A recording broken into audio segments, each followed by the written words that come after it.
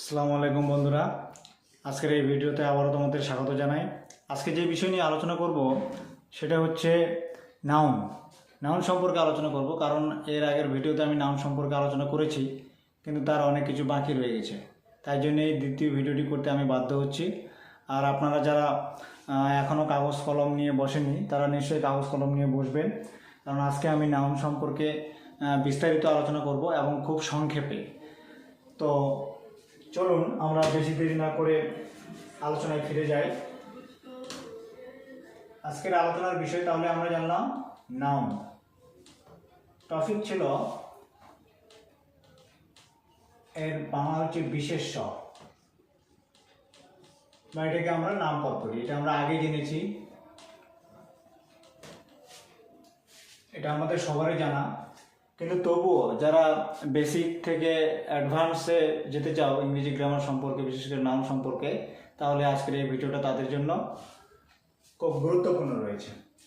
আসলে নাউন বলতে আমরা যেরকম বলছি, আমি আবার একটু আলোচনা করে নিই সংক্ষিপ্ত। যেরকম হচ্ছে পেন, ওয়াচ, আমি, রিয়াজ, তারপর হচ্ছে চেয়ার, টেবিল, রবীন্দ্রনাথ ঠাকুর, এক কথায় সবগুলোই নাউন।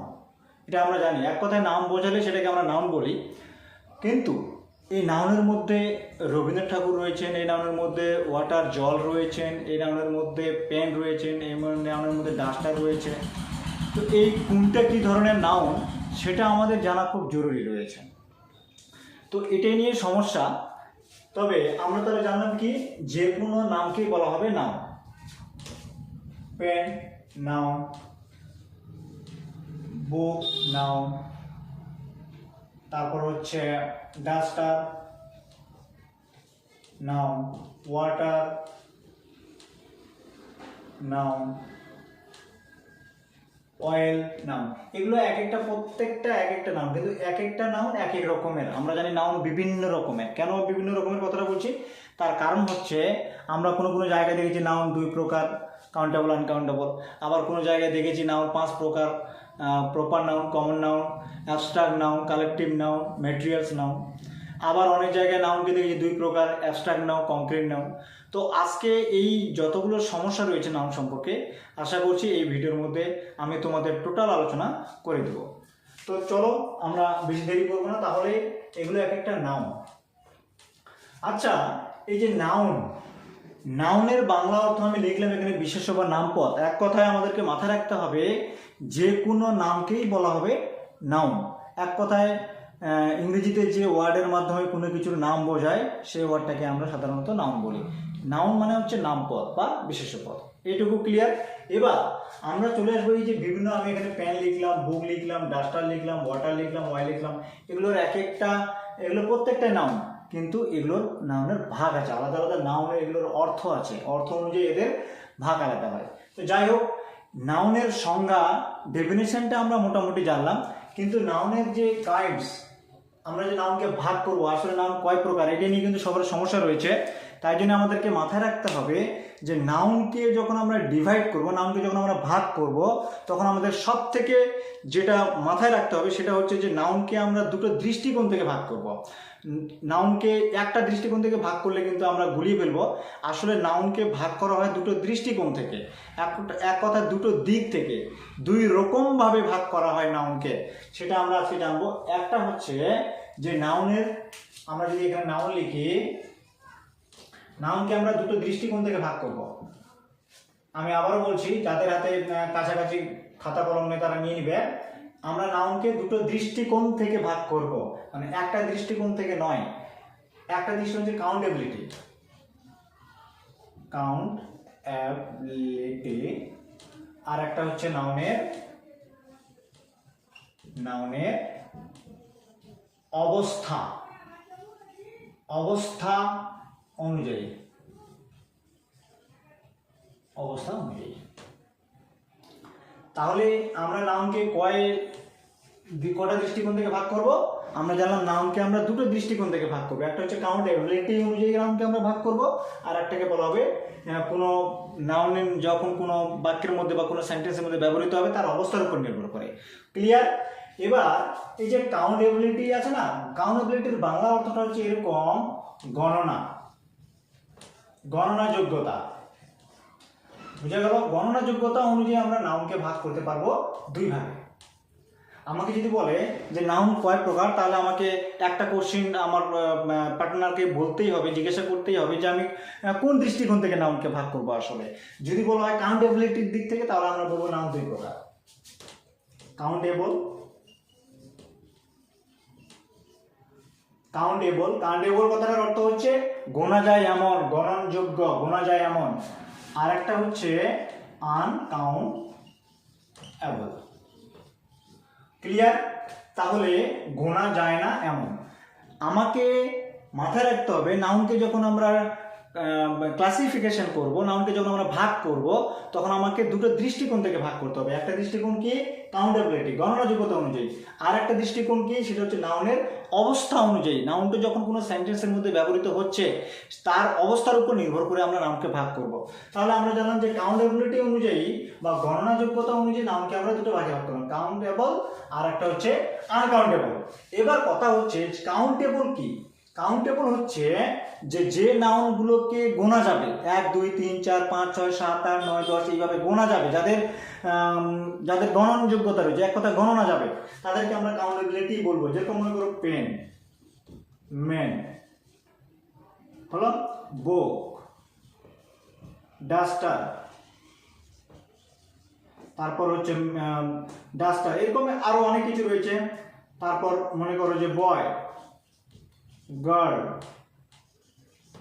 এরকম যেসব নাউনগুলোকে দেখো, পেন আমরা কাউন্টিং করতে পারি, ম্যানকে কাউন্টিং করা যায়, বুককে কাউন্টিং করা যায়, ডাস্টারকে কাউন্টিং করা যায়, বয়কে কাউন্টিং করা যায়, গার্লকে কাউন্টিং করা যায়। এক কথায় যে নাউনগুলোকে আমরা কাউন্টিং করতে পারবো, গণতি করতে পারবো, এক কথায় সেই সব নাউনগুলোকে আমরা বলবো কাউন্টেবল। আর যেগুলোকে গোনা যায় না, সেগুলোকে আমরা কি বলবো? আনকাউন্টেবল। এবার আনকাউন্টেবল মধ্যে তাহলে কারা কারা পড়ছে না? ওয়াটার, বুঝে গেল? অয়েল, আনকাউন্টেবল, ওয়াটার হলো। তারপর সোয়েল, সুগার,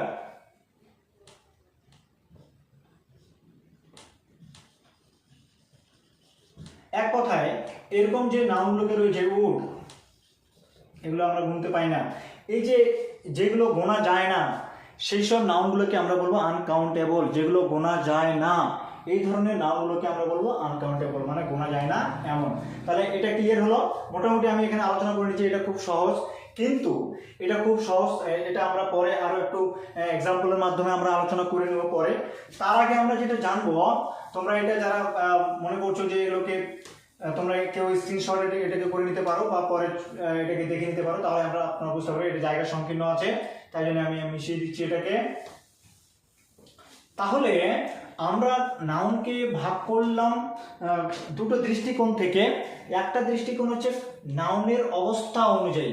নাউনের অবস্থা অনুযায়ী আমরা যাব, নাউন কাউন্টিং অনুযায়ী বা কাউন্টেবিলিটি অনুযায়ী আমরা নাউনকে মোটামুটি জানলাম। এটাকে আমি আবার বিস্তারিত আলোচনা করব। তার আগে যেটা আমাকে আলোচনা করতে হবে যে নাউনের অবস্থা অনুযায়ী আমরা নাউনকে আগে ভাগ করব। তো মনে করি এটা মনে করো নাউনের অবস্থা অনুযায়ী আমরা নাউনকে ভাগ করব। দেখো, কোনো নাউন যখন কোনো সেন্টেন্সের মধ্যে ব্যবহৃত হয়ে যায়, সে কি চেহারায় থাকে, সে কি রূপ ধারণ করে, সে কি অবস্থায় থাকে, তার উপর নির্ভর করে নাউনকে কিন্তু দুই ভাগে ভাগ করা হয়। বুঝাতে পারলাম? এক নম্বরে যেটা ভাগ করা হয়, আমাদেরকে মাথায় রাখতে হবে কংক্রিট নাউন, এক নম্বর কংক্রিট নাউন, দুই নম্বর হচ্ছে অ্যাবস্ট্রাক্ট নাউন। অ্যাবস্ট্রাক্ট নাউন, বুঝা গেল? তাহলে আমি কি করলাম, কোনো নাউন সেন্টেন্সের মধ্যে ব্যবহারের উপর বা ব্যবহার যখন হচ্ছে তার অবস্থার উপর নির্ভর করে আমরা নাউনকে কটা ভাগে ভাগ করছি? দুটো ভাগে। একটা ভাগের নাম আমি কি দিলাম? কংক্রিট, আর একটা ভাগের নাম আমি দিলাম অ্যাবস্ট্রাক্ট। এই যে কংক্রিট এবং অ্যাবস্ট্রাক্ট নাউন আমাকে ভালো করে বুঝতে হবে। What is concrete noun and what is abstract noun, এই ডেফিনিশনগুলো আমাকে আগে ভালো করে বুঝতে হবে এট ফার্স্ট। তাহলে চলো এখানে দেখো যে কংক্রিট নাউন আমি সেই নাউনগুলোকে বলবো যে নাউনগুলো দেখা যায়, যে নাউনগুলো কানে শোনা যায়, যে নাউনগুলো নাক দিয়ে আমরা ঘ্রাণ নিতে পারি, যেগুলো জিভ দিয়ে আমরা টেস্ট নিতে পারি, সেই সব নাউনগুলোকে আমরা কংক্রিট নাউন বলবো। এক কথায় পঞ্চ ইন্দ্রিয়ের মাধ্যমে আমাদের যে আমরা তো জানি যে আমাদের পঞ্চ ইন্দ্রিয় রয়েছে, এই পঞ্চ ইন্দ্রিয়ের মাধ্যমে যে নাউনগুলোকে আমরা অনুভব করছি, যে নাউনগুলোকে আমরা ইন্দ্রিয় গ্রাহ্য করতে পারি, সেই সব নাউনগুলোকে আমরা বলবো কি বলবো? Concrete noun. বুঝতে পারলাম? এক কথা যে নাউনগুলোকে গোনা যায়, যে নাউনগুলোকে ঘ্রাণ নেওয়া যায়, যে নাউনগুলোকে মনে করো সিং মানে কি? গান আমরা শুনি, তাহলে এটা কংক্রিট নাউন। বোঝা গেল? এবার মনে করো যে আমরা স্বাদ, কোনো কিছু টেস্ট, আমরা কোনো কিছু টেস্ট নিচ্ছি, তাহলে এটা কিন্তু কংক্রিট নাউন। এক কথায় পঞ্চ ইন্দ্রিয়ের মাধ্যমে যে নাউনগুলোকে আমরা গ্রহণ করতে পারি, খেতে পারি, শুনতে পারি, দেখতে পারি, এক কথায় পঞ্চ ইন্দ্রিয় গ্রাহ্য যে নাউনগুলো, সেই নাউনগুলোকে বলা হবে কংক্রিট নাউন। বোঝাতে পারলাম?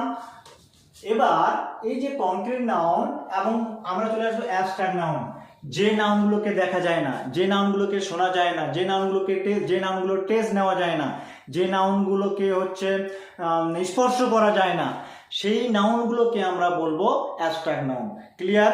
এই যে অ্যাবস্ট্রাক্ট নাউন, এই অ্যাবস্ট্রাক্ট নাউন সম্পর্কে আমরা তাহলে জানলাম কি? যে নাউনগুলোকে দেখা যায় না, যে নাউনগুলোকে শোনা যায় না, যে নাউনগুলোর টেস্ট নেওয়া যায় না, যে নাউনগুলোকে খাওয়া যায় না, এইসব নাউনগুলোকে আমরা বলবো অ্যাবস্ট্রাক্ট নাউন। শুধু কি করা যায়? শুধুই উপলব্ধি করা যায়, শুধুই উপলব্ধি করা যায় যেসব নাউনগুলোকে, সেগুলোকে বলা হবে অ্যাবস্ট্রাক্ট নাউন। এক কথায় আমরা এটাকে বলতে পারবো ফিলিংস।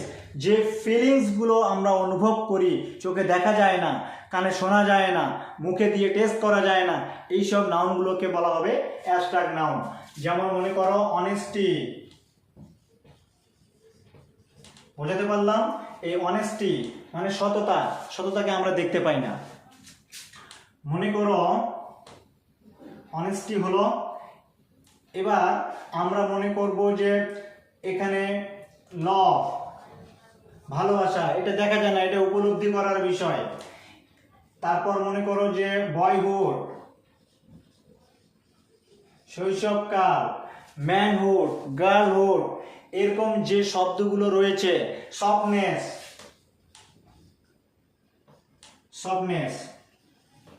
এই যে আমি এই নাউনগুলোকে লিখলাম, এই নাউনগুলোকে আসলে আমরা কি করতে পাই না? এই নাউনগুলোকে আসলে চোখে দেখা যায় না, এই নাউনগুলোকে আসলে কানে শোনা যায় না, এই নাউনগুলোকে আসলে হাতে স্পর্শ করা যায় না। এগুলোকে কি করা যায়?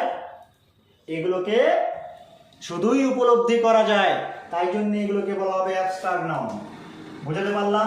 তুমি হয়তো এখন বলবে না অনেস্টি, সততা তো আমি দেখতে পাই, আসলে সততা দেখা যায় না, সততা উপলব্ধি করার বিষয়। তো আমি মনে করবো যে তুমি বলছো কেন স্যার, আমি তো দেখতে পাই। তা কেমন করে দেখতে পাও?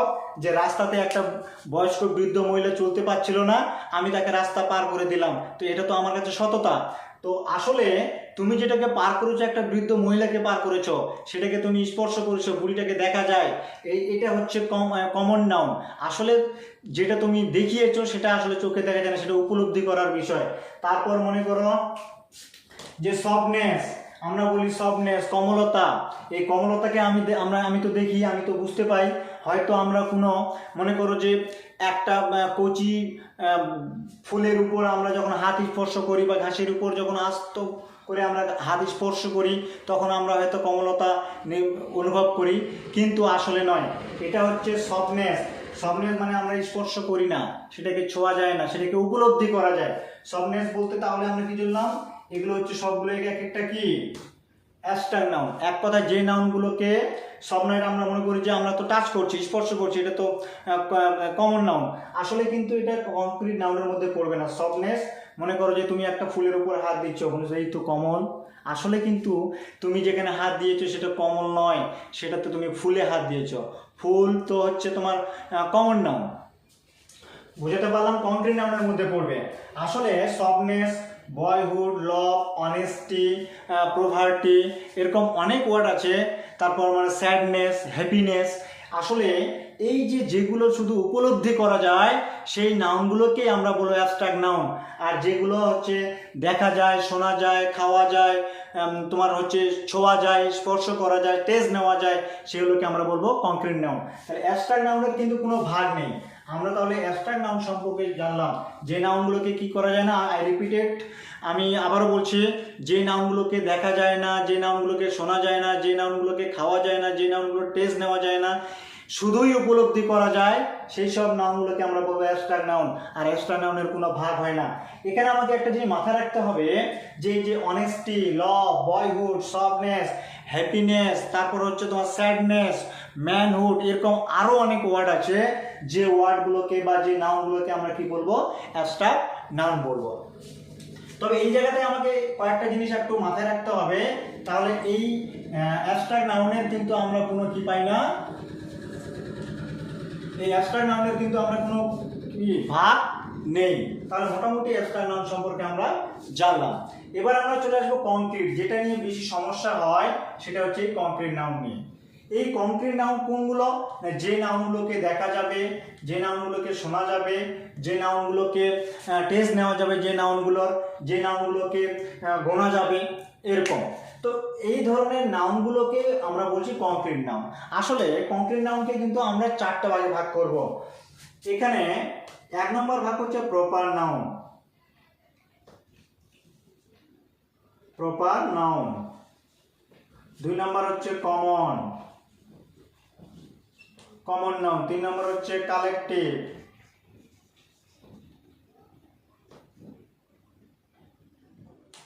কালেকটিভ।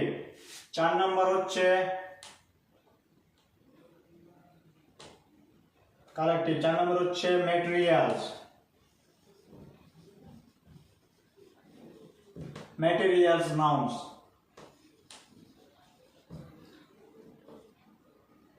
বুঝতে পারলাম? তাহলে কংক্রিট নাউনকে আমি কটা ভাগ করলাম? Proper, common, collective, materials. আমরা জানি না, যারা আমরা জানি যে নাউন 5 প্রকার, তাহলে 1 2 3 4 5 হলো। এখানে আসলে নাউনের অবস্থা অনুযায়ী আমরা কিন্তু নাউনকে দুটো ভাগে ভাগ করবো, একটা হচ্ছে কংক্রিট আর একটা হচ্ছে অ্যাবস্ট্রাক্ট। কংক্রিট কোনগুলো? যেগুলো পঞ্চ ইন্দ্রিয়ের মাধ্যমে ইন্দ্রিয় গ্রাহ্যিত হয় সেগুলো, আর যেগুলো ইন্দ্রিয় গ্রাহ্য নয় সেগুলোকে আমরা কি বলবো? অ্যাবস্ট্রাক্ট নাউন বলবো। এবার আমার যেটা জানার বিষয় সেটা হচ্ছে, তাহলে কংক্রিট নাউনকে আমরা কি করলাম? চারটে ভাগে ভাগ করলাম। কি কি? Proper noun, common noun, collective noun, materials noun. এবার এই যে প্রপার নাউন, এই প্রপার নাউন যেগুলো, এই সমস্ত প্রপার নাউন কংক্রিটের অংশ। সমস্ত কমন নাউন কংক্রিট, সমস্ত কালেকটিভ নাউন কংক্রিট, সমস্ত ম্যাটেরিয়ালস নাউন কংক্রিট। বুঝতে পারলাম? তাহলে সব প্রপার নাউন কংক্রিট নাউন, সব কমন নাউন কংক্রিট নাউন, সব কালেকটিভ নাউন কংক্রিট নাউন, সব ম্যাটেরিয়ালস নাউন কংক্রিট নাউনের মধ্যে পড়ে। এইটুকু ক্লিয়ার তো? এবার আমরা জানবো সেটা হচ্ছে প্রপার নাউন। প্রপার, এই প্রপার নাউন যখন আমরা জানবো, এই প্রপার নাউন শেখার আগে আমাকে যেটা সব থেকে মাথায় রাখতে হবে, এই প্রপার নাউন শেখার সময় এই প্রপার কথাটা খুব গুরুত্বপূর্ণ। এই প্রপারটাকে আমরা সার্কেল করব। প্রপার কথাটা হচ্ছে পার্টিকুলার, ফিক্স। এক কথায় কোনো কিছুকে যখন আমরা ফিক্সড বা পার্টিকুলার ভাবে নির্দিষ্ট করব, তখন সেই নাউনগুলোকে আমরা বলবো প্রপার নাউন। বোঝাতে পারলাম? এক কথায় নির্দিষ্ট করে কোনো কিছুর নামকে বোঝালে, পার্টিকুলারলি কোনো কিছুকে বোঝাতে গেলে, বা ফিক্স কোনো কিছুর নেম, কোনো কমন নেমের ফিক্স নেম যদি হয় তাহলে সেটা প্রপার নাউন হয়। তাহলে প্রপার নাউন সাধারণত ক্যাপিটাল লেটার দিয়ে শুরু হয়, তাই জন্য এই প্রপার নাউনকে অনেক সময় আমরা ক্যাপিটাল লেটার নাউনও বলে থাকি। যেমন এই প্রপার নাউনগুলো কোনগুলো আমরা যদি দেখি, প্রপার নাউন হচ্ছে,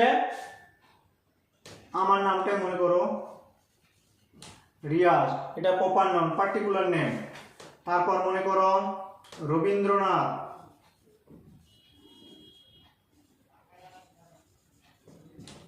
তারপরে মনে করো জিম। এক কথায় কোনো কিছুকে যখন পার্টিকুলারলি ভাবে তুমি বোঝাবে তখন সেটাকে বলা হবে প্রপার নাউন। প্রপার কথাটাই আমাকে বলে দিবে যে কোনগুলো প্রপার নাউন। বোঝাতে পারলাম? প্রপার কথাটা হচ্ছে পার্টিকুলার, নির্দিষ্ট, ফিক্স নেম। কোনো কিছুর ফিক্স নেম, কোনো কিছুর একদম পার্টিকুলার নেমকে আমরা কিন্তু কি বলবো? প্রপার নাউন বলবো। তাহলে এগুলো কি? এগুলো পার্টিকুলারলি নির্দিষ্ট করে বোঝাচ্ছে, তাহলে এগুলো এক একটা প্রপার নাউন। তাহলে এগুলো সব কোন নাউন? কংক্রিট নাউনের মধ্যে পড়বে। বোঝাতে পারলাম? জায়গা সংকীর্ণতা তার জন্য একটু মিশিয়ে দিচ্ছে, তোমরা পারলে লিখে নিতে পারো, অসুবিধা নেই। তারপরে আমরা যেটাতে যাব কমন নাউন। এই যে কমন নাউন যখন আমরা শিখবো, এই কমন কথাটার অর্থ হচ্ছে সিম্পল, সাধারণ, ফিক্স নয়, এরকম যে নাউনগুলো, সেই নাউনগুলোকে আমরা বলবো কমন। যেরকম মনে করো রিভার, ম্যান, বুক, পেন। এই যে এগুলোর কোনো ফিক্স নেম নয়, এগুলো হচ্ছে ফিক্স নেমের সাধারণ name.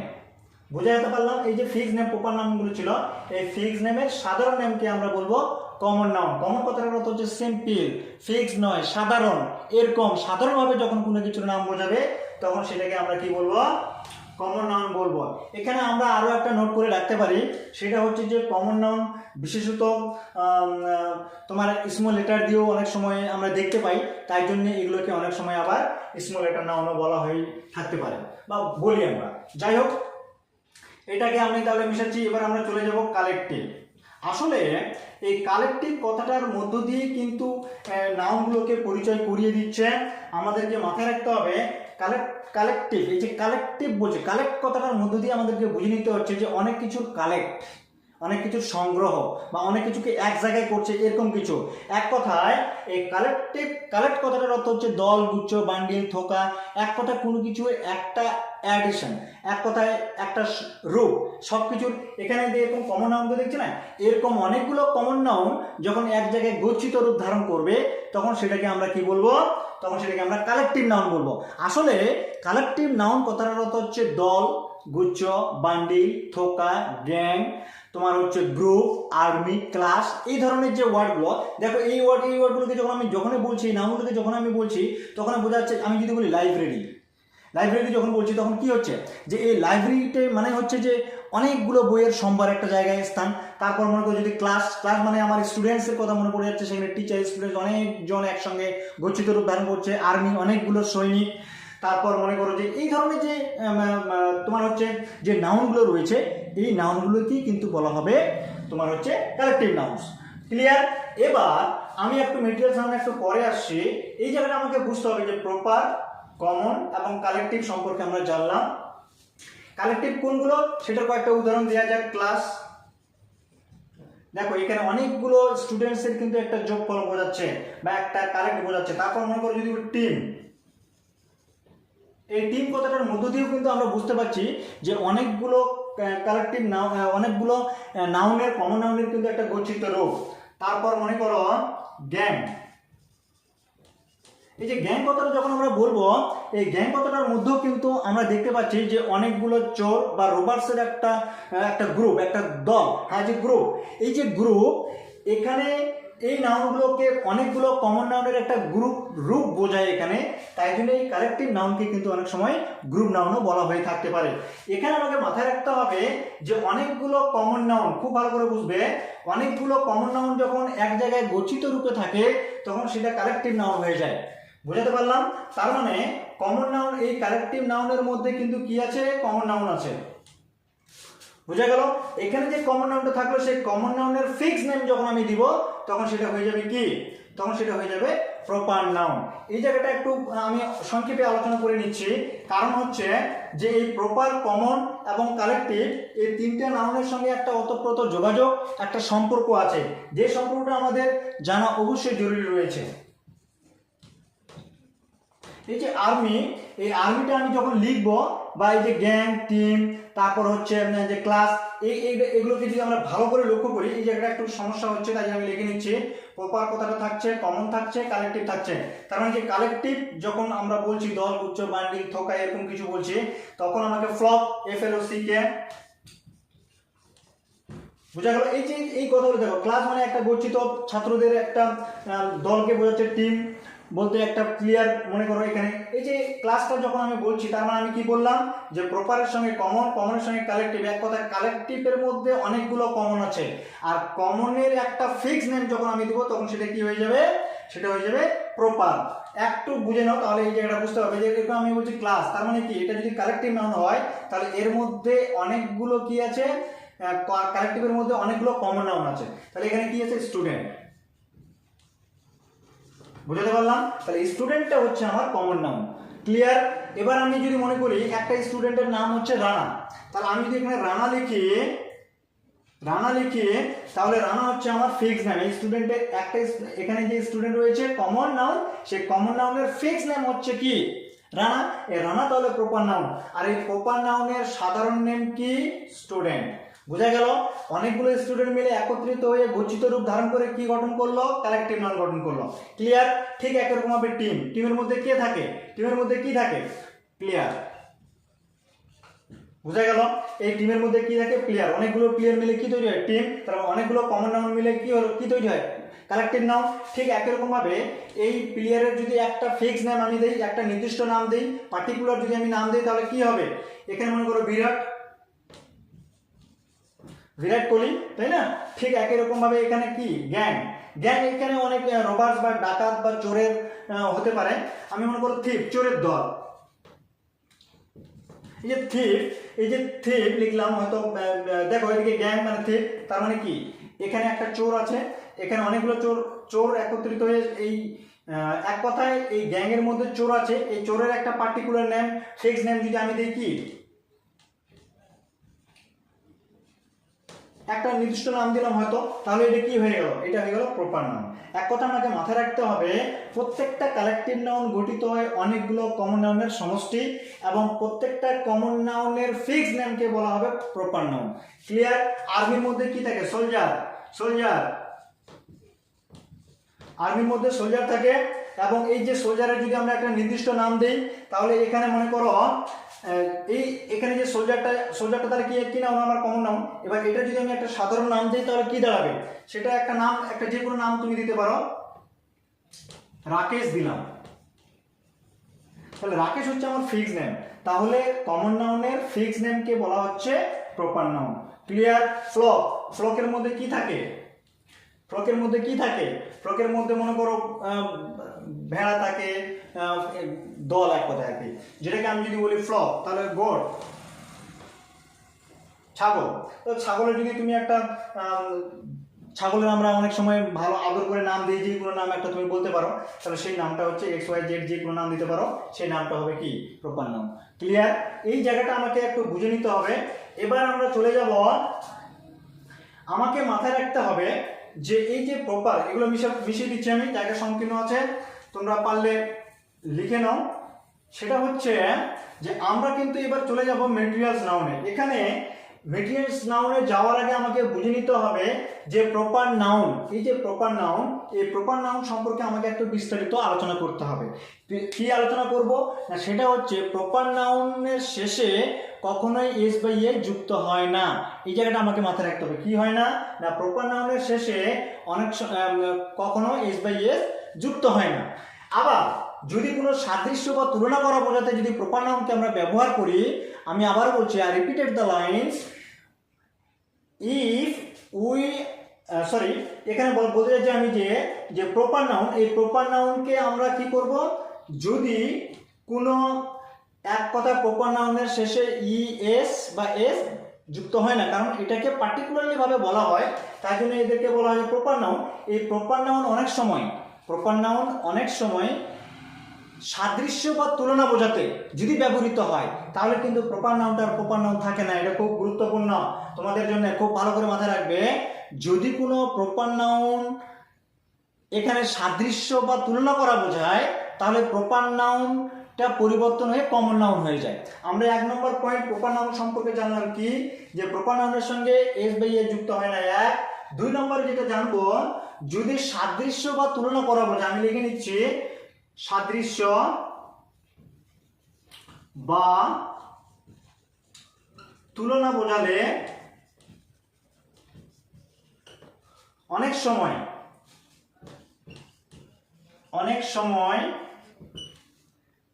Proper noun common noun হয়ে যায়।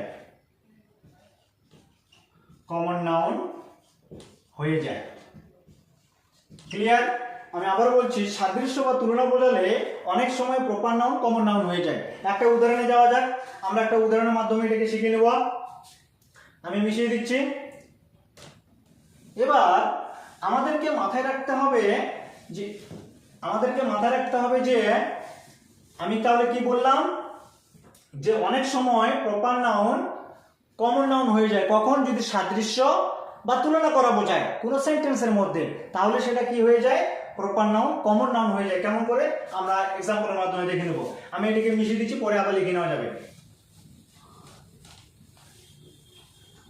এবার কথা হচ্ছে যে আমাদেরকে এই পয়েন্টগুলো মাথায় রাখতে হবে। 2 নম্বর পয়েন্ট ছিল এটা, যে প্রপার নাউন অনেক সময় ব্যবহারের তাগিদে যদি সাদৃশ্য বা তুলনা করা বোঝায় কারোর সাথে, তাহলে প্রপার নাউন কি হয়ে যায়? কমন নাউন হয়ে যায়। কেমন করে দেখো, মনে করো হি থিংস, হি থিংস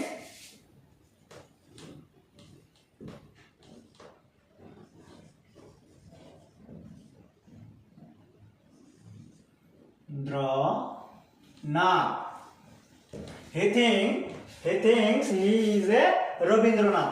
এখানে মনে করো যে টান দেয়া আছে, তোমাকে বলা হলো read the sentence and classification the nouns and write them. এখানে হয়তো তোমাকে বললো যে সেন্টেন্সটা পড়ো, পড়ে আন্ডারলাইন যেটা করা আছে সেটা তুমি নাউনের নামটা লাগো, হোয়াট টাইপ অফ নাউন্স আমাকে হয়তো বললো, এবং and write them next.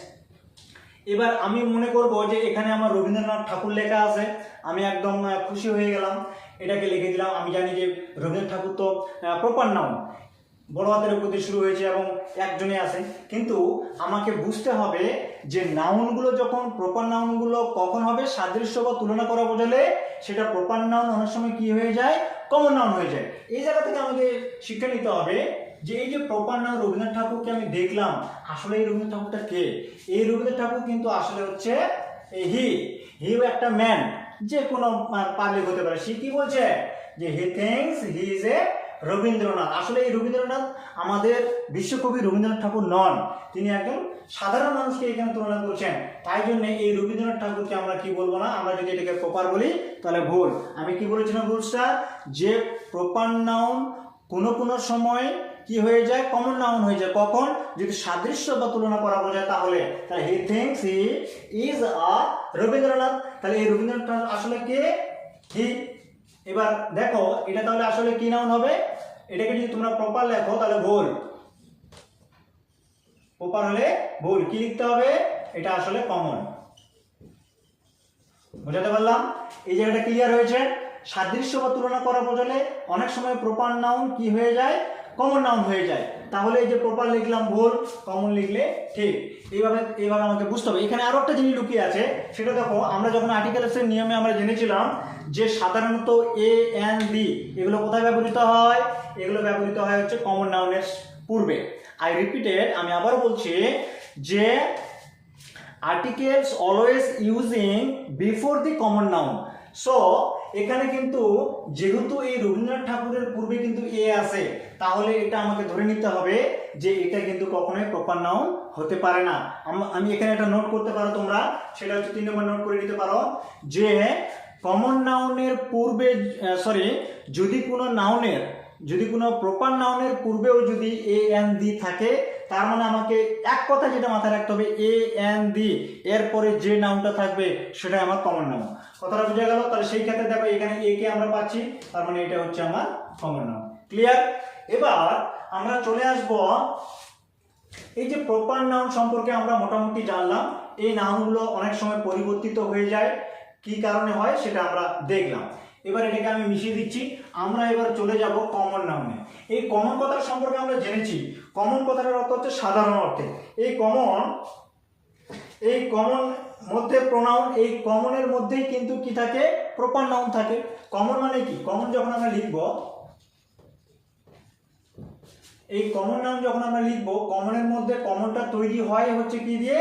Proper দিয়ে। কারণ প্রপারের সাধারণ নাম, যে কোনো প্রপার নাউনের সাধারণ নামকে আমরা কমন নাউন বলবো। যেমন আমি বললাম রবীন্দ্রনাথ, এখানে কয়েকটা কমন নাউন সম্পর্কে একটু আলোচনা করে নিই, অল্প একটু, খুব ভালো করে বুঝে নাও, তাহলে তোমরা বুঝতে পারবে। আমি এখানে মনে করো লিখলাম রবীন্দ্রনাথ, হ্যাঁ রবীন্দ্রনাথ, রবীন্দ্রনাথ। ক্লিয়ার? এটা কি? এটা আমরা জানি প্রপার নাউন।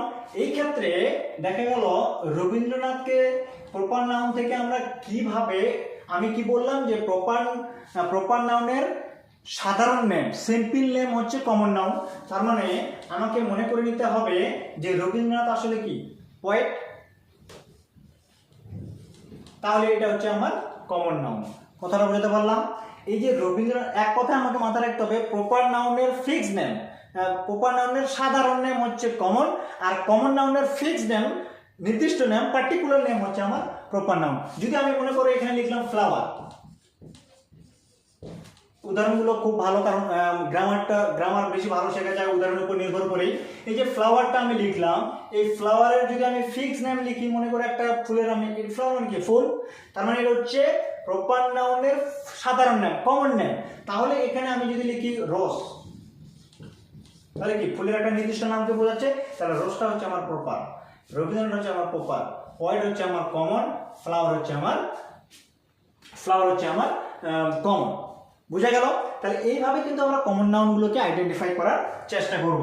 এবার আমরা চলে যাব কালেকটিভ, তাই না?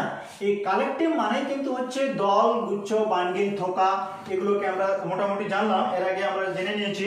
সেই জায়গা থেকে আমাকে মাথায় রাখতে হবে যে এবার সব থেকে যেটা আলোচনার বিষয় আসবে সেটা হচ্ছে, তাহলে কমন জানলাম, প্রপার জানলাম,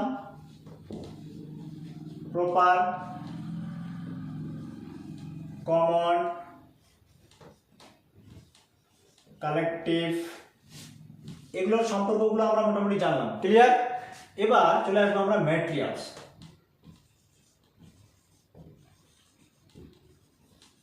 এই যে ম্যাটেরিয়ালস, এই ম্যাটেরিয়ালস কথাটাই আমাকে সব থেকে মাথায় রাখবে যে ম্যাটেরিয়ালস মানে কি, এলিমেন্টস, পদার্থ, এক কথায় কোনো কিছু বস্তু, এরকম বোঝাচ্ছে, তাই না? তো ম্যাটেরিয়ালস মানে হচ্ছে কিন্তু পদার্থ, এক কথায় এলিমেন্টস যেগুলো, সেগুলোকে আমরা ম্যাটেরিয়ালস বলবো। এক কথায় আমি যদি এটাকে ডেফিনিশন দেখি, এই ডেফিনিশন খোঁজার আগে তার আমাকে ম্যাটেরিয়ালস কথাটাই আমাকে বেশি গুরুত্ব দিতে হবে। ম্যাটেরিয়ালস মানে কিন্তু হচ্ছে পদার্থ। এক কথায় যে নাউনগুলো বা যে ওয়ার্ডগুলোর দ্বারা বা যে নাউনগুলোর দ্বারা কোনো পদার্থকে বোঝাবে, তখন সেই নাউনগুলোকে আমরা বলবো ম্যাটেরিয়ালস নাউন। বোঝা গেল? যেরকম মনে করো ওয়াটার, ম্যাটেরিয়ালস নাউন। মনে করো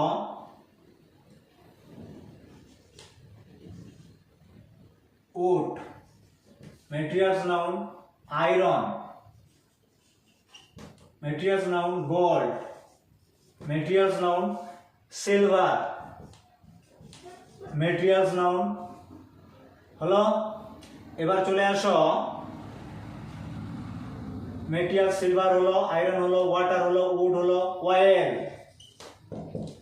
এক কথায় যেগুলো পদার্থকে নির্দেশ করবে, এক কথায় যে নাউনগুলো দ্বারা কোনো পদার্থকে নির্দেশ করবে, এলিমেন্টসকে নির্দেশ করবে, ম্যাটেরিয়ালসকে নির্দেশ করবে, সেটা iron, water, iron, gold, wood, silver, oil. এক কথায় এরকম ধরনের যে জিনিসগুলো, পদার্থগুলো রয়েছে, সবগুলোকে আমরা ম্যাটেরিয়ালস বলবো। হ্যাঁ, এবার বুঝা গেছে। এবার যদি আমি দেখবো এই ম্যাটেরিয়ালস নাউন অনেক সময় কমন নাউন হয়ে যায়। কি বললাম? এই ম্যাটেরিয়ালস কালেকটিভ নাউনও কিন্তু, কালেকটিভ নাউন সম্পর্কেও আমি এটা আগে আলোচনা করিনি, তারপর কালেকটিভ নাউন সম্পর্কে যাব।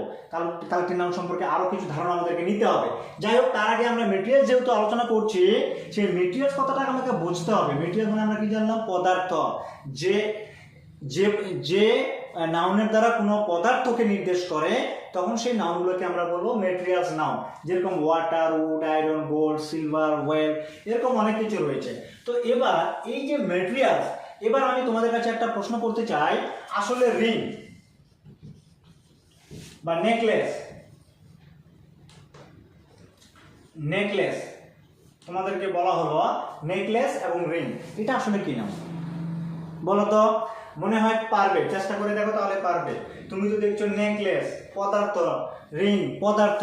যে আমি রিং পরে আছি, আংটি এক কথায়, নেকলেস যেটা মহিলারা দেয়।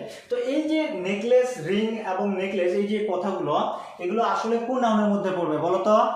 এগুলো আমাদের ছাত্রছাত্রীরা বলবে যে রিং এটা তো আংটি, এটা তো একটা পদার্থ, আসলে এটা হচ্ছে ম্যাটেরিয়ালস নাউন। সেই ম্যাটেরিয়ালস এগুলোকে বলবে আর ভুল বলবে।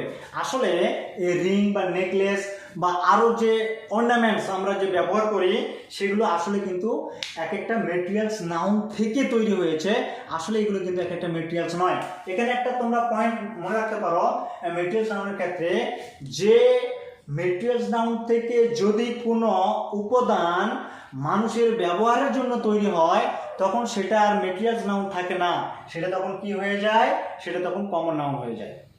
কথাটা বুঝতে পারলাম? তাহলে এই মেটেরিয়ালস নাউনও কিন্তু কমনের অংশ। কেমন করে? যদি কোনো যখন এটার আগের অবস্থাটা কি ছিল, মনে করো যে এটা ছিল গোল্ড, এই গোল্ডটা আমার মেটেরিয়াল ছিল, কিন্তু গোল্ড থেকে যখন আমার রিং তৈরি হলো সেটা আমার কমন হয়ে গেল। কথাটা বুঝতে পারলাম? মনে করো নেকলেস, এটা আমার হীরা ছিল, তাই না? এই হীরা থেকে যখন নেকলেস তৈরি হয়ে গেল তখন কিন্তু সেটা কমন হয়ে গেল। এটা কিন্তু আমার কি ছিল? মেটেরিয়াল ছিল। এটা কি ছিল? মেটেরিয়াল ছিল। কথাটা বোঝা গেল? বোঝাতে পারলাম? এবার এই যে জিনিস, এই জায়গাটা আমাকে খুব গুরুত্বপূর্ণভাবে মাথায় রাখতে হবে। সেটা হচ্ছে, আমি আই রিপিটেড দ্য লাইন, আমাকে ওকে দেখো এদিকে কোন, আমি খুব পরিষ্কারভাবে বলার চেষ্টা করছি, যখন কোনো মেটেরিয়ালস, এক কথায় মেটেরিয়ালস নাউন থেকে কোনো অর্নামেন্টস, কোনো তোমার হচ্ছে জিনিস যেটা মানুষ ব্যবহার করে, এরকম যখন কোনো কিছু তৈরি হবে তখন সেটাকে কিন্তু বলা হবে কি? Common noun. যদি আমি বলি এখানে, আমি যদি বলি উড, এটা কি? মেটেরিয়ালস। আয়রন বা প্লাস্টিক, বললাম প্লাস্টিক, প্লাস্টিক, প্লাস্টিক, এই যে প্লাস্টিক বললাম, এই প্লাস্টিকটা কি? আসলে মেটেরিয়ালস নাউন, কিন্তু প্লাস্টিক থেকে যখন চেয়ার তৈরি হলো, প্লাস্টিক থেকে যখন চেয়ার তৈরি হলো, চেয়ারটা কি? Common noun. কথাটা বুঝতে পারলাম তো? এক কথায় কমন নাউনগুলো যখন তৈরি হলো মানুষের ব্যবহারের তাগিদে, তখন সেগুলো কমন হয়ে গেল, এবং আগের অবস্থাটা কিন্তু, পূর্বের অবস্থাটা কিন্তু কি থেকে গেল? মেটেরিয়ালস থেকে গেল। তাহলে মেটেরিয়াল সম্পর্কে আমরা মোটামুটি বুঝলাম। এবার আমাকে মাথায় রাখতে হবে, এই যে কমন কালেকটিভ সম্পর্কে একটু বলতে চাইছিলাম, সেটা ভুলে গেছিলাম, আমি এখন মনে পড়ে গেল, তাই আমি একটু আলোচনা করে নেই, আবার ভুলে যেতে পারি। এই যে কালেকটিভ, এই কালেকটিভ নাউনগুলো আবার অনেক সময় আমরা জানলাম কমন নাউনগুলো কখন, প্রপার নাউনগুলো কখন কমন হয়ে যাচ্ছে, কারণ সবাই কিন্তু এই কমনের সঙ্গে বাধা, এই কমনের বাইরে কিন্তু কেউ যেতে পারবে না। ওই জন্য প্রপার নাউন থেকে আমরা কমন নাউনে কেমন করে আসলাম সেটা জানলাম। এবার মেটেরিয়ালস থেকেও আমরা কেমন কমন আসলাম সেটাও আমরা জানলাম। এবার যেটা জানবো সেটা হচ্ছে কালেকটিভ। এই কালেকটিভ কথাটার অর্থ আমরা দলগুচ্ছ, বান্ডিল, থোকাকে বলেছি। এই কালেকটিভ নাউন সম্পর্কে একটু বলে নিই, সেটা হচ্ছে, এর আগে তো বললাম তবু আর একটু বলে নিই, সেটা হচ্ছে যে কালেকটিভ নাউনের শেষে এস বা ইয়েস বসে না। আমরা কখনোই বলি না যে টিমস বা এ টিমস, টিমস বলি না, কারণ এস বা ইয়ে যুক্ত হয় না। যদি হয়, মনে করো আমি এখানে লিখলাম I have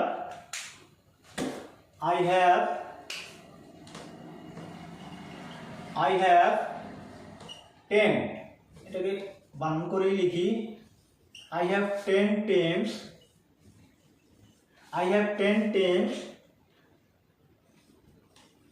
for game. I have 10 teams for game. এখানে আমি একটা লাইন লিখলাম, আই হ্যাভ, আমার আছে 10 টিম, 10টা দল রয়েছে ফর গেম, খেলার জন্য, টু প্লে গেম, বা এরকম ফর গেমের জন্য আমি দিয়ে দিলাম সংকীর্ণ। আমাকে যেটা মাথায় রাখতে হবে, আমি কি বললাম? কালেকটিভ নাউন্স, দলগুচ্ছ, বান্ডিল, থোকা, এরকম, গ্যাং, তারপর হচ্ছে বান্স, ফ্লক, ক্লাস, আর্মি, এগুলো, এই ধরনের যখন কোনো সেন্টেন্স কালেকটিভ নাউনের শেষে কখনোই এস বাই এস বসে না। যদি থাকে, যদি থাকে তাহলে কি হবে? দেখো এখানে একটা পয়েন্ট করবে।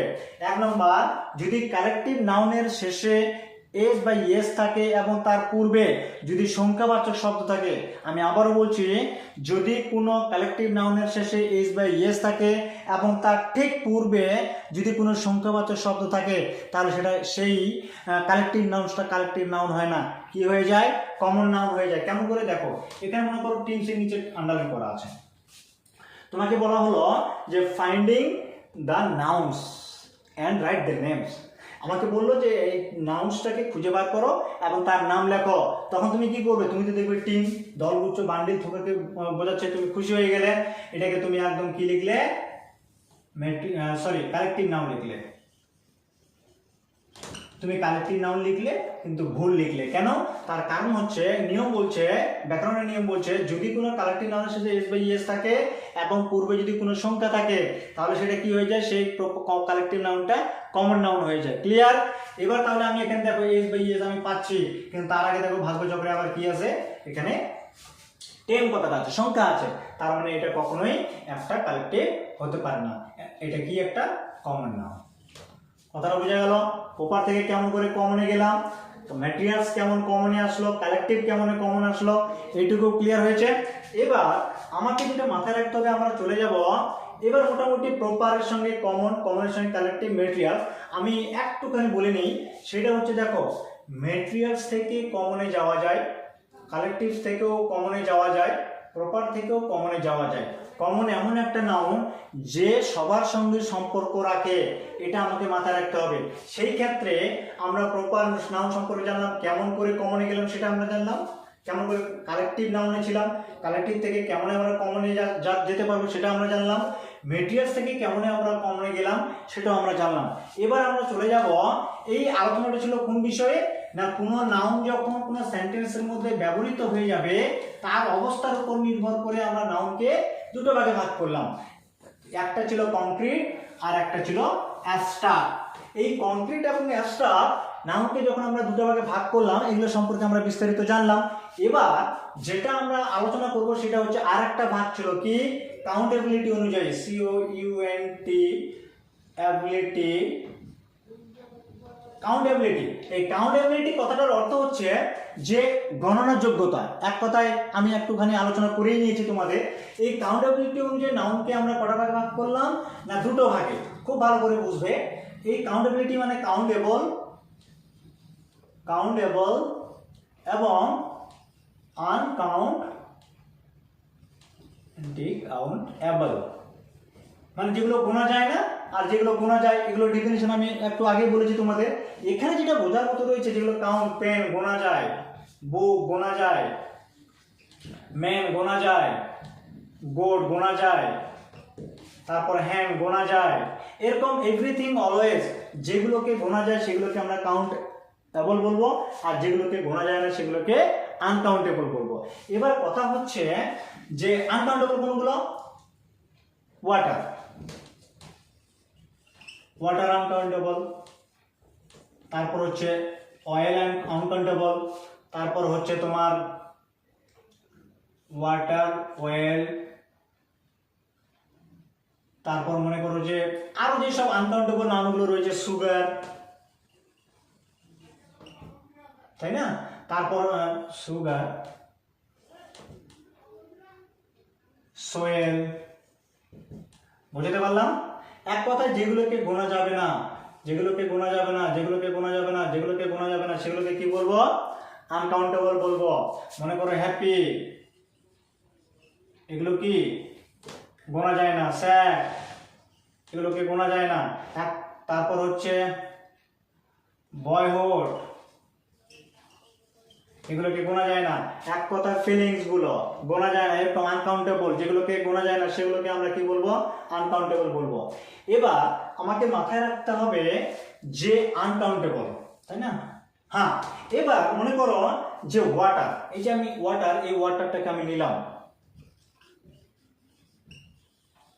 যে ওয়াটার মানে আমরা জানি জল, এটা কি আনকাউন্টেবল। কিন্তু অনেক সময় এই জলটাকে দেখা যায় যে কাউন্টেবলের রূপ ধারণ করেছে। কিসের রূপ ধারণ করেছে? কাউন্টেবলের রূপ ধারণ করেছে। তাহলে এখানে মনে করো যে আমি যদি বলি the water of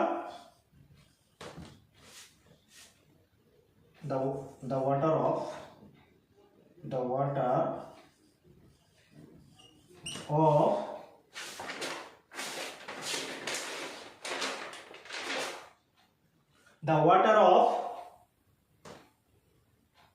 water of Jomjom. The water of Jomjom is sacred. Sacred মানে পবিত্র, জমজম মানে আমরা জানি আমাদের ইসলাম ধর্মে যারা বিশ্বাসী রয়েছে তারা জানবো যে জমজমের জলটা কিন্তু খুব কি। তো এখানে দেখো ওয়াটার, এই ওয়াটারটাকে যখন আমি লিখছি এখানে বলছে the water of Zamzam is sacred. কারণটা হচ্ছে এখানে বলছে জমজমের জল কি গুরুত্বপূর্ণ, বা জমজমের জল হচ্ছে, এখানে জমজমের জল হচ্ছে কি, এই জমজমের জলটা কি না হচ্ছে পবিত্র। পবিত্র। এই যে পবিত্র, আসলে এই জলটাকে কিন্তু ভাগ করা হলো। জলের নিয়ম, জলকে ভাগ করতে পারি না আমরা, কিন্তু এখানে জলটাকে ভাগ করে দেওয়া হলো। এখানে বলা হলো যে জমজমের জল। কোথাকার জল? না জমজমের জল। এটা গঙ্গার নয়, এটা বিলের নয়, এটা খাড়ির নয়, এটা নদীর নয়, এটা গঙ্গা। তার মানে জলকে এখানে ভাগ করা হয়ে গেল। তো অনেক সময় আনকাউন্টেবল বা মেটেরিয়ালস নাউনও কিন্তু কি হয়, এখানে কমন নাউনের রূপ ধারণ করে। এখানে দুটোই কাজ করেছে। দেখো, মেটেরিয়াল ছিল, পদার্থের মধ্যে ছিল, আবার এটা কি ছিল, এটা আনকাউন্টেবলের মধ্যে ছিল, কিন্তু দুটোই কি করলো, এটাকে মেটেরিয়ালসও বলা হলো না, এই রূপটা পাল্টে গেল। এখানে এই জল, এই ওয়াটারটা এখানে একটা নাউনের মতো কাজ করলো। কি নাউনের মতো? যেরকম ম্যান, ক্যাট, হ্যান, বয়, গার্ল, এরকম কাজ করলো। কিন্তু এই জলটা ভাগ করা হলো, তাই জন্যে জলটাকে যখন ভাগ করা হলো, ডিভাইড করা হলো, কাউন্টের মধ্যে নিয়ে আসা হলো, তাই জন্য এই জলটাকে কিন্তু আমরা কি করব, এই জলটাকে আমরা কমন বলবো। খুব ভালো করে বুঝবে, এই জায়গাটা বোঝার মতো। আমি আবার বলছি, the water of Zamzam is sacred, মানে জমজমের জল হয় পবিত্র। এখানে এই জলটা কোথাকার জল? জমজমের, কারণ জলকে ডিভাইড করা যায় না, কিন্তু এখানে জলটাকে আমি ভাগ করে নিলাম। তার মানে কি, এখানে আমাকে বুঝে নিতে হবে যে এই জমজমের জলটাকে, এই জলটাকে ডিভাইড করা হলো, জলটাকে একটা চরিত্র দান করা হলো, একটা বয়ের মতো, একটা প্যানের মতো, একটা বয়ের মতো, একটা গালের মতো, একটা ম্যানের মতো।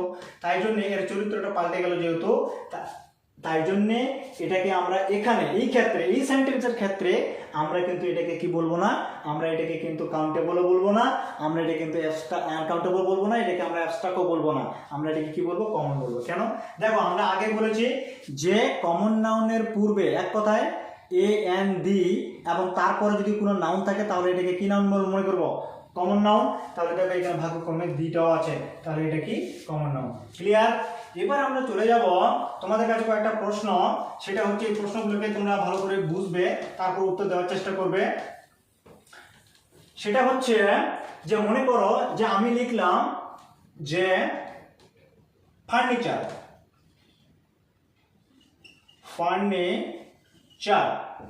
এই যে ফার্নিচার, আসলে এই ফার্নিচারটা কি? ফার্নিচার কাউন্টেবল না আনকাউন্টেবল? তুমি তো দেখতো ফার্নিচার তো আমরা দেখতে পাই, ফার্নিচার তো আমরা গুনতে পাই, ফার্নিচার তো আমরা ব্যবহার করি। তো সেই ক্ষেত্রে এই ফার্নিচারটা আসলে কি বলো তো? এই ফার্নিচারটা কি হবে? কাউন্টেবল না আনকাউন্টেবল? খুব তাড়াতাড়ি অ্যান্সার দিতে হবে। যারা পারবে তারা অবশ্যই অ্যান্সার দিবে, যারা পারবে না তাদের জন্য আমি বলছি যে আসলে ফার্নিচার, তুমি তো বলো যে আমি তো ফার্নিচার তো গণতি করতে পাই, তাহলে তো এটা কাউন্টেবল। আসলে এই ফার্নিচারকে কিন্তু আমরা গণতি করতে পাই না, ফার্নিচার কিন্তু আসলে হচ্ছে আনকাউন্টেবল। কেন? তার কারণ হচ্ছে আসলে আমরা ফার্নিচার কাউন্টিং করতে পারি না। আমরা কাউন্টিং করি চেয়ার, আমরা কাউন্টিং করি টেবিল, আমরা কাউন্টিং করি ডেস্ক, আমরা কাউন্টিং করি বক্স, এগুলো আমরা কাউন্টিং করি। আসলে আমরা কাউন্টিং করি আলমারি, আমরা কাউন্টিং করি ড্রেসিং টেবিল। আসলে এগুলো এক একটা ফার্নিচারের পার্ট। এই ফার্নিচারটাকে আমরা কাউন্টিং করি না, আমরা যেগুলো কাউন্টিং করি সেটা আসলে কমন নাউন, তাহলে কাউন্টেবল নাউন। তাহলে আসলে ফার্নিচার কিন্তু আসলে কি আনকাউন্টেবল। ক্লিয়ার? এটাকে যদি তোমরা কাউন্টেবল ভুল লিখবে, তারপর মনে করো তাহলে এটা কি বলবো, এটা হচ্ছে আনকাউন্টেবল, আনকাউন্টেবল। বুঝা গেল? ক্লিয়ার? এবার মনে করো আরো একটা উদাহরণ দিই, সেটা হচ্ছে মনে করো এবার ফার্নিচার হলো, এবার যদি মনে করি মানি, এই যে মানি, এই মানি মানে কি? মানি মানে আমরা বলি মানি কাউন্টেবল না আনকাউন্টেবল? তুমি হয়তো বলছো মানি, এ তো আমি সবসময় গুনি, তাহলে এটা তো কাউন্টেবল। ভুল। আসলে মানিকে কিন্তু আমরা কাউন্টিং করতে পারি না। মানি মানে কিন্তু হচ্ছে সম্পদ। আমরা যেটা গণতি করি সেটা হচ্ছে টাকা। কি গণতি করি? টাকা। আমরা কি গণতি করি? ডলার। বুঝতে পারছি? আমি গণতি করি রুপি, আমি গণতি করি ডিনার, আমরা এগুলো গণতি করি। আসলে আমরা মানি গণতি করি না, আমরা যেটা গণতি করি সেটা টাকা, আমরা গণতি করি ডলার, আমরা গণতি করি রুপি, আমরা গণতি করি ডিনার। আসলে মানি কিন্তু হচ্ছে আনকাউন্টেবল। ক্লিয়ার? বুঝতে পারলাম? তাহলে এরকম অনেক কিছু রয়েছে যেগুলো আমাদেরকে বুঝতে হবে। অ্যাবস্ট্রাক্ট নাউন যদি কোনো ব্যক্তিকে না বুঝিয়ে, অ্যাবস্ট্রাক্ট নাউন এটা এটা ক্লিয়ার হয়ে গেল।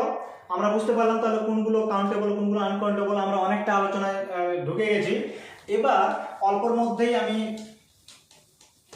আমার পড়াশোনা শেষ করব। তার আগে আমি একটু বলে নিই, তোমরা যারা এখনো পর্যন্ত আমার এই চ্যানেলটিকে সাবস্ক্রাইব করোনি বা যারা এখনো আমাকে ফলো করো না, তারা অবশ্যই লাইক এবং কমেন্টস করবে এবং কেমন হয়েছে সেটাও আমাকে জানাবে। সেই ক্ষেত্রে আমি আবার কাছে তোমাদের কাছে রিকোয়েস্ট করছি, এবার আমরা যে জানবো যে অ্যাবস্ট্রাক্ট নাউন অনেক সময় কমন নাউন হয়ে যায় কখন। অ্যাবস্ট্রাক্ট নাউন অনেক সময় কমন নাউন হয়ে যায় কখন, যদি কোনো অ্যাবস্ট্রাক্ট নাউন দোষ বা গুণ না বুঝিয়ে ব্যক্তিকে নির্দেশ করে। কি বললাম পয়েন্ট, এটাকে নোট করতে পারো। আমি আবার বলছি, অ্যাবস্ট্রাক্ট নাউন অনেক সময় দোষ বা গুণ না বুঝিয়ে যদি কোনো ব্যক্তিকে বোঝায়, তাহলে অ্যাবস্ট্রাক্ট নাউনটি অনেক সময় কি হয়ে যায়, কমন নাউন হয়ে যায়। একটা এক্সাম্পল আমরা লিখব। মনে করো আমি একটা সেন্টেন্স লিখছি, he is justice, he is justice of High Court, he justice of high court. এখানে জাস্টিসের নিচে টান আছে, তুমি দেখছো জাস্টিস মানে বিচার, এটা তো গোনা যায় না, তাহলে তো এটা তো অ্যাবস্ট্রাক্ট নাউন, এটা তো উপলব্ধি করার বিষয়। আসলে আমাকে মাথায় রাখতে হবে এটা দোষ বা গুণকে বোঝাচ্ছে। এখানে এই জাস্টিসটা কে, he is justice of high court, of high court. এই যে হাই কোর্ট, এখানে আমাকে মাথায় রাখতে হবে এই জাস্টিসটা কে, হি, তাই না? তাহলে এর সঙ্গে এটা কি করা হলো, তুলনা করা বোঝালো। এই জাস্টিসটা আসলে কি, হি জাস্টিস, এটা হচ্ছে বিচারক হলো, হি জাস্টিস, সে হয় বিচারক অফ হাইকোর্ট। কোথাকার বিচারক না, হাইকোর্টের বিচারক। তার মানে এই যে তার গুণটা, এটা কিন্তু একটা নাম, এটা কিন্তু একটা ব্যক্তিকে নির্দেশ করে বোঝালো। তাই জন্য এটাকে কিন্তু কোনো অ্যাবস্ট্রাক্ট নাউন আমরা বলবো না। বোঝাতে পারলাম? তার মানে এটা আসলে কি, এটা আসলে তাহলে কমন। এই যে আমরা এতক্ষণ ধরে যে আলোচনা করলাম, তাতে আমরা কি বুঝতে পেলাম, যে এতক্ষণ আলোচনায় আমরা দেখতে পেলাম যে একটা দিক কিন্তু ধরা পড়লো।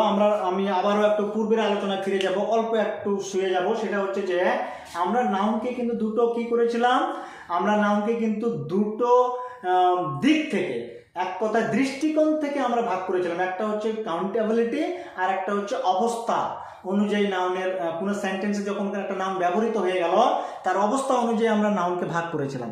তো সেই জায়গা থেকে আমি দুটো, একটা হচ্ছে অবস্থার উপর দিক থেকে যে ভাগগুলো করেছিলাম সেটা, আর কাউন্টেবিলিটির দিক থেকে যেটা ভাগ করেছিলাম সেটার একটু মিল দেখার চেষ্টা করব।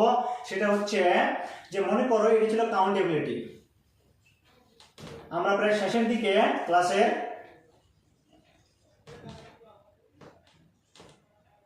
কাউন্টেবিলিটি, তার মানে কাউন্টেবিলিটিতে আমি কি করেছিলাম, কাউন্টেবল, আনকাউন্টেবল।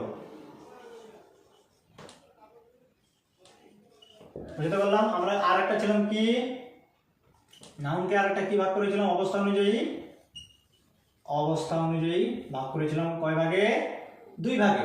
কি ছিল, কংক্রিট,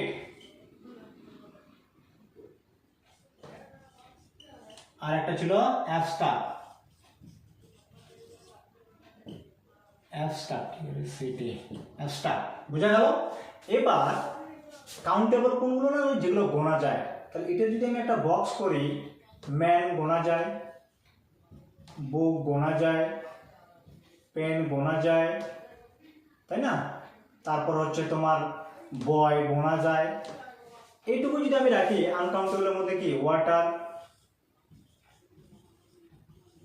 গোনা যায় না। তারপর হচ্ছে অয়েল গোনা যায় না,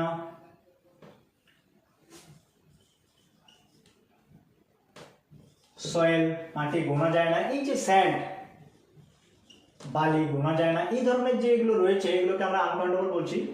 এবার আমাকে মাথায় রাখতে হবে যে এই দুটো নামের মধ্যে মিল কোথায়। এখানে আমাদের চারটে ছিল, কি কি ছিল, এই কমপ্লিটের মধ্যে 4টে ছিল না, কি ছিল? প্রপার, একটু বোঝো, প্রপার। 2 নম্বর ছিল কমন, 3 নম্বর ছিল কালেকটিভ, 4 নম্বর ছিল ম্যাটেরিয়ালস। একটু অপেক্ষা করতে হবে, তাহলে আমরা পাবো। দেখো এখানে শুধুমাত্র এই যে কমন নাউনটা আছে না, এটা আমাকে মাথায় রাখতে হবে। এই শুধুমাত্র কমন নাউনটাই হচ্ছে কাউন্টেবল।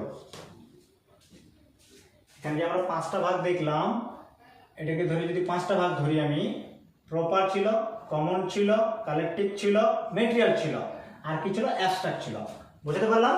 আমি যদি নাউনের অবস্থা অনুযায়ী যদি ভাগটা দেখি, তাহলে শুধুমাত্র যেসব কমন নাউনগুলোকে পেয়েছিলাম সেই কমন নাউনগুলোই শুধুমাত্র হচ্ছে কাউন্টেবল বা গণনার যোগ্য। বাদ বাকি প্রপার নাউন কি? প্রপার নাউন চলে আসবে আমার তারপরে আনকাউন্টেবল। ক্লিয়ার? রবীন্দ্রনাথকে আমরা গুনতে পারি না, সে একটাই। বোঝা গেল? তারপর মনে করো কালেকটিভ নাউনও কোথায়? আনকাউন্টেবল। ম্যাটেরিয়ালস নাউনও আনকাউন্টেবল। অ্যাবস্ট্রাক্ট নাউন তো প্রশ্নে আসনা গোনা, এটা তো আনকাউন্টেবল হবেই। এটা একটা সম্পর্ক, এই ছকটা মোটামুটি তোমরা মাথায় রাখতে পারো। তার মানে প্রত্যেক কাউন্টেবল নাউনে কমন নাউন, আর আনকাউন্টেবল নাউন মানে হচ্ছে প্রপার, কালেকটিভ, ম্যাটেরিয়ালস, অ্যাবস্ট্রাক্ট।